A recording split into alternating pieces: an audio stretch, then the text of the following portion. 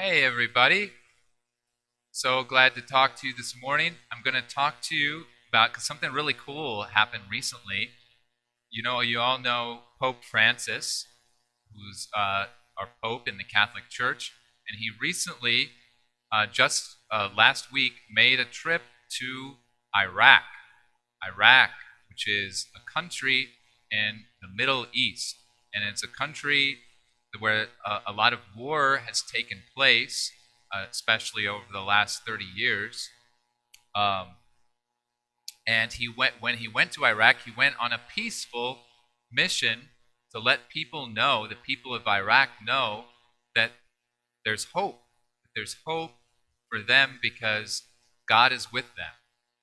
So one thing that he did, he visited a lot of the Christians in Iraq, because there's a lot of Christians there in Iraq, and they felt so good. They were dancing in the streets, and they were welcoming him. They were so happy. They couldn't believe that the Pope had come to see them.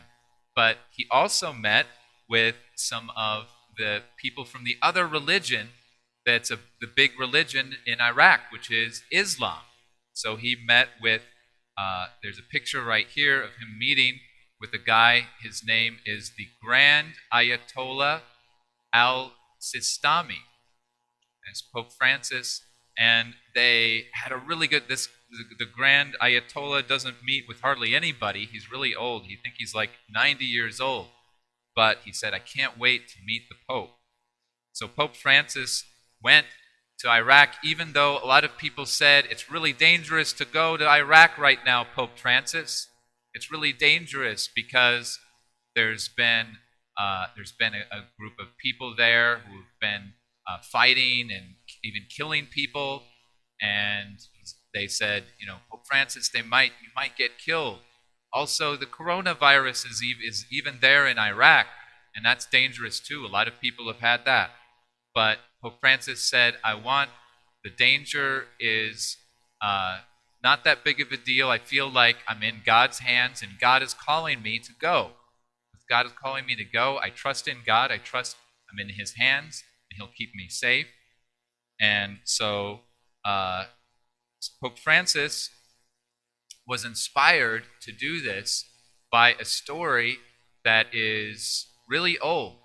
And it's a story that goes back to the person who Pope Francis took his name from, which is Saint Francis.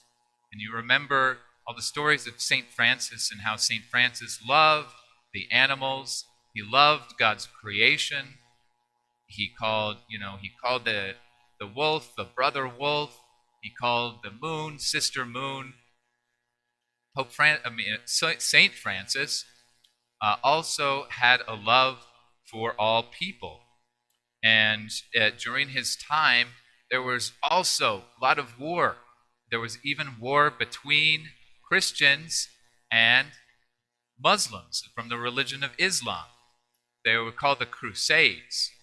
And they were battling over the land called the Holy Land, where Jesus was from, where the Israelites lived. They were battling over who was going to control that land. So it was like a really big conflict. A lot of people lost their lives, and Saint Francis said, I'm on a mission of peace. I want to go and proclaim peace to the people.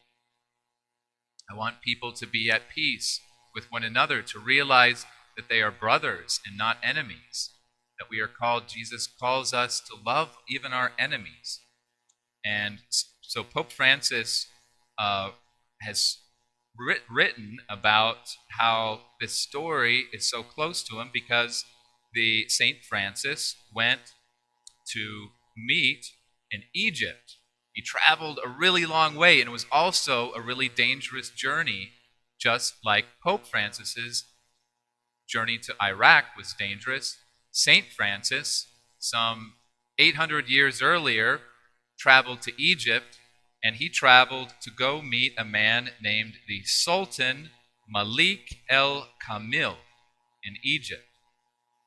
And I've got a little picture of that one, too.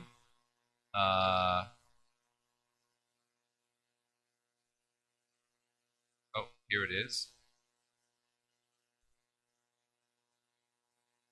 So there they are. There's Saint Francis right there, and there is the Sultan Malik El Kamil, and he's the Sultan. It means he was a great leader of Islam during that time, in that way back 800 years ago. And Francis traveled with only one companion, a guy named Brother Illuminato, another Franciscan like St. Francis. And you see that they're embracing, just like Pope Francis is embracing the Sultan. St. Francis is embracing the Sultan, and there's kind of flames above them. Flames above them. Flames of holy love and holy friendship above them. Say, wow, what's going on? Part of our Christian belief is that we encounter everybody. Everybody is a brother.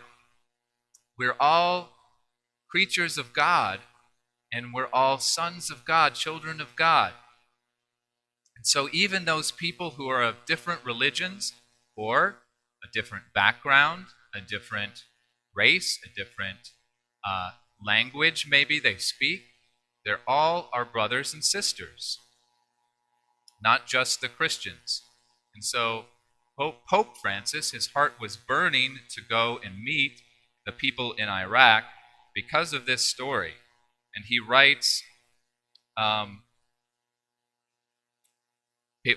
because of Pope Francis's poverty, Saint Francis gave up everything. He lived very poorly and simply. So it was really hard for him to get to Egypt during that time in the 13th century. And he was faithful to God, and he had a love for all of his brothers and sisters, and so he bore the hardships and dangers involved, and he went to meet the Sultan with the same attitude he taught his disciples, the disciples of St. Francis. That if they found themselves among people who didn't believe in Jesus, if they found themselves among people of other religions, they weren't to renounce their own identity, their own faith in Christ. They weren't to say, I don't believe in Christ, just because they meet somebody else who is of a different religion. So they keep believing in Christ.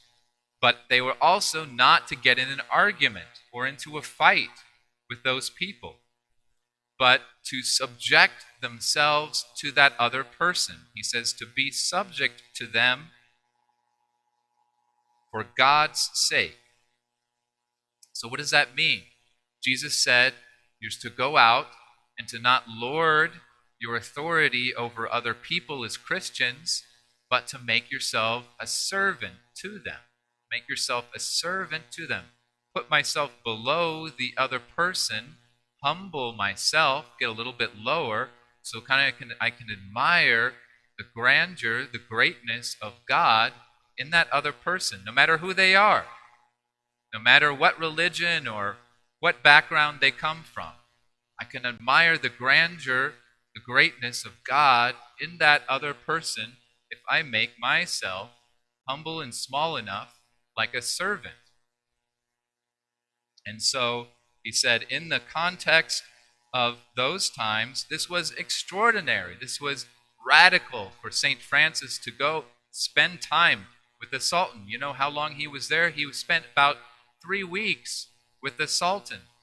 And they not having an argument with him, not having a fight with him, but spending time in holy friendship with one another, respecting one another's beliefs, and respecting God who is in every person, respecting how beautiful God is in a person when we open our hearts to one another.